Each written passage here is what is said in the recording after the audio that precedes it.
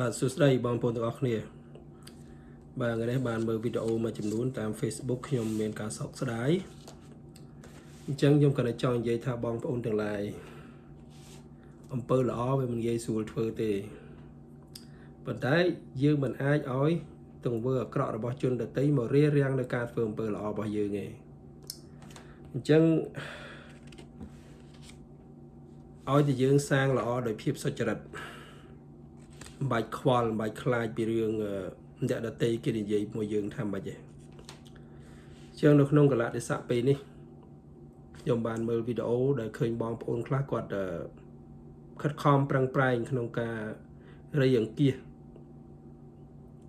ថវិកាចំណីអាហារគ្រប់បែបយ៉ាងដើម្បីយកទៅជួយដល់កងទ័ពនិងជនភៀសខ្លួនជនភៀសសឹករបស់យើងប៉ុន្តែបងប្អូនខ្លះក៏ប្រកាសឈប់ទទួលប្រកាសឈប់ធ្វើដោយសារតែទទួលបានការមើលងាយមើលថោកឬក៏ការប្រមាថបែបណាឬក៏និយាយបែបណាមួយមកលើខ្លួនអញ្ចឹងខ្ញុំសូមជម្រាបបងប្អូនចេះបងប្អូនត្រូវមានជំហររឹងលើខ្លួនឯងហើយបងប្អូនត្រូវដឹងថាសេចក្តីល្អមិនដែលទទួលបានការគាប់ចិត្តពីជនពាលទេពីអ្នកដែលធ្វើអំពើអាក្រក់ទេវាដូចជាអំពើអាក្រក់វាមិនដែលទទួលបានការសរសើរពីសប្បុរសជនទេអញ្ចឹងបើសិនជាបងប្អូនកំពុងតែសាងអំពើល្អកំពុងតែរកលុយដើម្បីជួយអ្នកលំបាកវេទនាកំពុងតែរកលុយដើម្បីជួយដល់កងទ័ពក្នុងបុព្វហេតុការពារជាតិ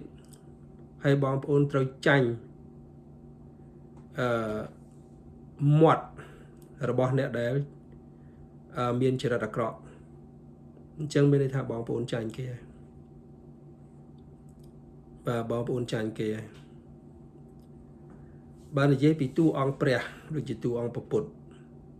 បើសិនជាពុទ្ធចាញ់គ្រប់តមាត់មនុស្សអញ្ចឹងពុទ្ធអត់បានត្រាស់ទេអញ្ចឹងការសាងអំពើល្អដូចគ្នាបើបងប្អូនចាញ់មាត់គេចាញ់ការនិយាយដើមរបស់គេចាញ់ការមើលងាយមើលថោករបស់គេបងប្អូនអាចសាងអំពើល្អបានទេបាទយើងអាចធ្វើបានទេព្រោះនៅលើโลกនេះมันអាចបិទមាត់នរណាម្នាក់បានទេបាទมันអាចបិទមាត់នរណាម្នាក់បានទេសូម្បីតែអ្នកទទួលគុណពីយើងក៏គេអាចល្មើលគុណយើងដែរចុះតម្រាំអ្នកដែលមិនបានទទួលគុណពីយើងអញ្ចឹងគ្មានរឿងអីត្រូវឆ្ងល់ទេអញ្ចឹងបងប្អូនមានចិត្តសាងនៅអំពើបុណ្យគួរសាងបន្តទៀតបងប្អូនមានចិត្តចង់ជួយសង្គមជាតិគួរជួយបន្តទៅទៀតបាទមិនត្រូវចាញ់មិនត្រូវបាក់ទឹកចិត្តមិនត្រូវអន់ចិត្តដោយសារតែពាក្យសម្ដីរបស់អ្នកដទៃទេបាទព្រោះបងប្អូនយល់ពីពាក្យថាអន់ចិត្តនឹងមានន័យថាចិត្តយើងនឹងវាអន់ណាមានថាយើងនៅចាញ់គេអញ្ចឹងយើងត្រូវធ្វើឲ្យឈ្នះត្រូវធ្វើអំពើល្អនឹងឲ្យឈ្នះអំពើអាក្រក់អញ្ចឹងបងប្អូនចេះសុភាសិតខ្មែរយើងហើយមិនជួយជោគជួយចែវឲ្យយកជើងរាទឹកទៀតអញ្ចឹងបើយើងអាឡ័យខឹងអ្នកយកជើងរាទឹកនឹងឲ្យយើងឈប់ចែវយើងអត់ទៅដល់គោលដៅទេយើងអត់ទៅបុកបានទេអញ្ចឹងកុំខ្វល់អ្នកណានិយាយថាម៉េចបងប្អូនដែលអាចសាមគ្គីគ្នាបាននៅក្នុងការជួយគ្នាជួយបន្តទៀតធ្វើបន្តទៀតកុំខ្វល់ជាមួយនឹងសម្ដីរបស់អ្នកអាក្រក់អីវាអត់បានប្រមាណទេតែមកខ្យល់ទៅបានហើយបងប្អូនចាត់ទុកថាមិនបានឬក៏លឺពីតិចមកខាងចេញទៅតិចមកខាងទៅហើយកុំឲ្យតែបងប្អូនធ្វើអ្វីដែលប្រឆាចសុចរិតភាពកុំឲ្យតែបងប្អូនធ្វើអ្វីដែលអាចទទួលរងទណ្ឌកម្មពីទង្វើផ្លូវច្បាប់បើថាជាទង្វើល្អមិនប៉ះពាល់ផ្លូវច្បាប់ទេគួរតែធ្វើបន្តទៀតទៅបាទពីព្រោះខ្មែរយើងរួមពីដីធំមកដីតូចដោយសារអីដោយសារការបែកបាក់សាមគ្គីគ្នាដោយសារការមិនចុះសម្រុងនឹងគ្នានឹងឯងដោយសារការឆាប់អន់ចិត្តជាមួយនឹងអ្នកដែលគេចង់បំបែកបាក់យើងឃើញទេបាទដោយសារតែយើងមិនច្បាស់លាស់ខ្លួនឯងពេលខ្លះហ្នឹងហើយអញ្ចឹងចំណុចសំខាន់គឺបងប្អូនត្រូវគិតថាសត្រូវរបស់យើងគេសប្បាយចិត្តប៉ុណ្ណានៅពេលណាដែលគេបានឃើញខ្មែរយើងដែលកំពុងតែជួយគ្នាទៅស្រាក់ស្រាំហើយ ประกาศផ្សាយតាម Facebook តាមប្រព័ន្ធ social media ថាយើងឈប់ជួយយើងឈប់ធ្វើយើងឈប់អីដោយសារតែទាំងសម្ដីអ្នកនេះដោយសារតែសម្ដីនោះពួកសៀមមិនដឹងសុបាយចិត្តប៉ុណ្ណាទេព្រោះនៅពេលដែលគេវាយយើងគេចង់ឃើញយើងបែកបាក់គ្នាគេចង់ឃើញយើងខ្វះសាមគ្គីភាពគេចង់ឃើញយើងឈប់ជួយគ្នាអញ្ចឹងបើគេបង្កើតមនុស្សបានច្រើនឲ្យមកជេរស្ដីឲ្យមកប្រមាថយើងឈប់ធ្វើទាំងអស់គ្នាទៅយ៉ាងណាទៅប្រទេសយើងនេះមកលាយខ្ញាល់បាត់ហើយបាទខ្ញុំនិយាយនេះមិនមែនខ្ញុំបន្ទោសទេតែខ្ញុំលើកទឹកចិត្តឲ្យបងប្អូនថានៅពេលដែលបងប្អូនឈានជំហានកសាងកុសលកសាងអំពើល្អមិនត្រូវចាញ់សម្ដីអាក្រក់បើបងប្អូនចាញ់សម្ដីអាក្រក់គឺបងប្អូនស្មើនឹងរំលាយខ្លួនឯងហើយរំលាយជាតិរបស់ខ្លួនអញ្ចឹងមិនត្រូវចាញ់គេទេធ្វើបន្តទៀត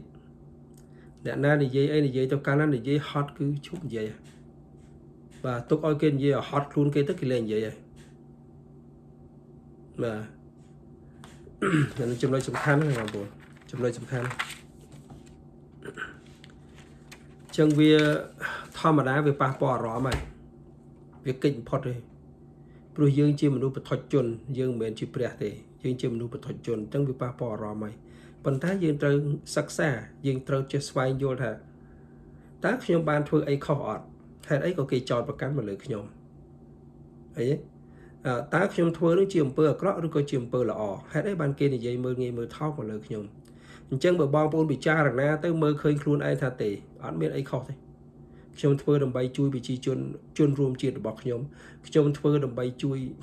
កងទ័ពរបស់ខ្ញុំធ្វើនៅក្នុងបបហេតុការពារប្រទេសជាតិរបស់ខ្ញុំអញ្ចឹងខ្ញុំអត់មានអីខុសបើបងប្អូនច្បាស់ការខ្លួនឯងប៉ុណ្្នឹងឯងចង់នរណាយកមេក្រូយកមកដាក់សាយមកយកទៅធ្វើបន្តទៀត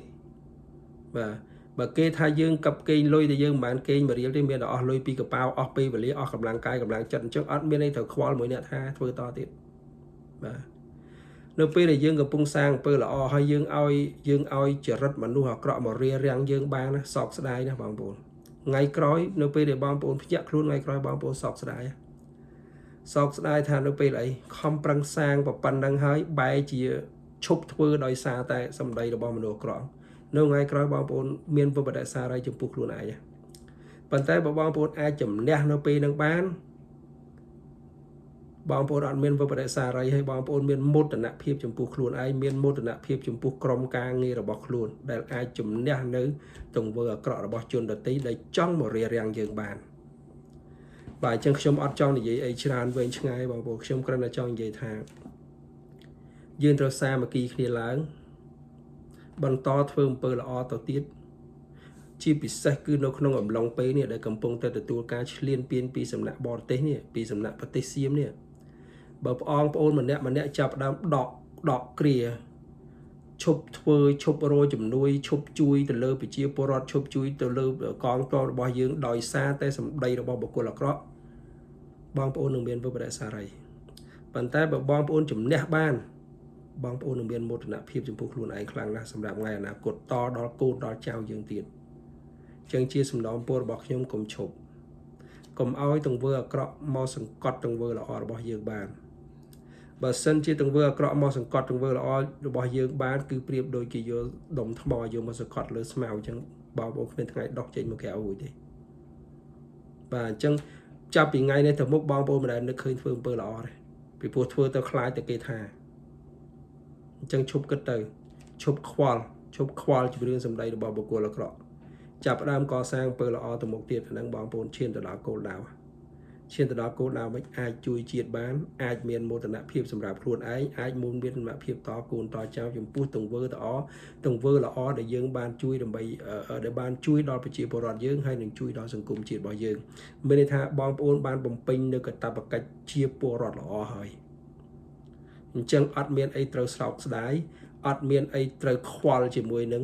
បុគ្គលអាក្រក់មួយចំនួនដែលខ្មែរច្រើនហៅថាបុគ្គលពីលទេតែយើងនិយាយទៅរឿងអាក្រក់ស្ដាំតិចតាមពិតគ្មានអីអាក្រក់ទេបុគ្គលពីលគឺយល់ត្រូវថាខុសយល់ល្អថាអាក្រក់យល់លមុខថាផ្កាយល់ផ្កាថាលមុខអញ្ចឹងបានបាច់គិតទេខ្ញុំសូមសំណូមពរសូមលើកទឹកចិត្តបងប្អូនធ្វើបន្តទៀតកុំចាញ់ កុំចាញ់ទាំងធ្វើអាក្រក់ហើយកុំអោយបរទេសគេសប្បាយចិត្តដោយសារតែឃើញយើងនឹងបែកបាក់គ្នាដោយសារតែឃើញយើងនឹងខ្វះគេហៅចិត្តសប្បុរសហើយក៏ដោយសារតែគេឃើញយើងថាអូពួកនេះគ្រាន់តែគេបំបាក់គ្រាន់តែនិយាយភាសាបន្តិចតួចឲ្យវាអន់ចិត្តក៏វាឈប់ដែរក៏វាឈប់ជួយគ្នាដែរចឹងកុំអោយរឿងចឹងកើតមានឡើងដដែលនៅក្នុងសង្គមជាតិយើងបងប្អូនប្រទេសយើងនោះតូចណាស់ប្រជាជនយើងតិចណាស់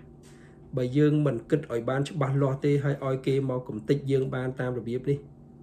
គឺយើងនឹងមានវេបសិក្សារីមួយជីវិតបាទអញ្ចឹងខ្ញុំសូមជូនតែប៉ុណ្្នឹងទេសូមអរគុណហើយបាទសូមក្រាបថ្វាយបង្គំលានិងជម្រាបលា